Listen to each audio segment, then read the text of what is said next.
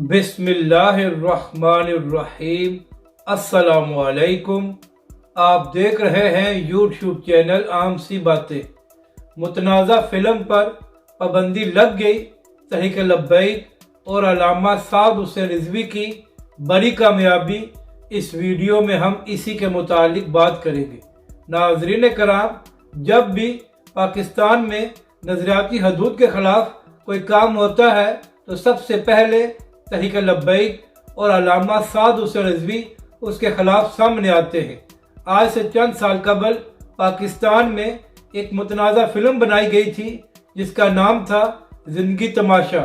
تو اس کے بعد علامہ خادم حسین رضوی علیہ الرحمہ نے اعلان کیا تھا کہ ہم متنازع فلم کو ریلیز نہیں ہونے دیں گے۔ تحریک لبیک کے موقف کے بعد حکومت نے اس فلم پر پابندی لگا دی تھی اور آج تک اس فلم کو پاکستان میں ریلیز نہیں کیا گیا۔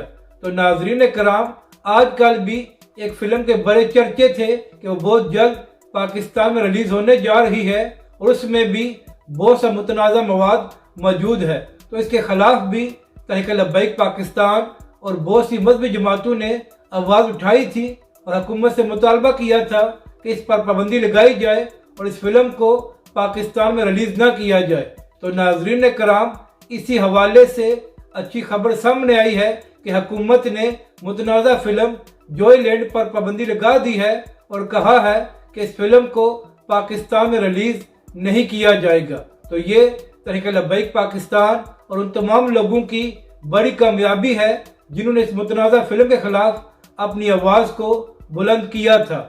اپنی رائے کا ضرور اظہار کریں کہ آپ کو یہ ویڈیو کیسی لگی اور ہمارے اس چینل کو بھی سبسکرائب کریں۔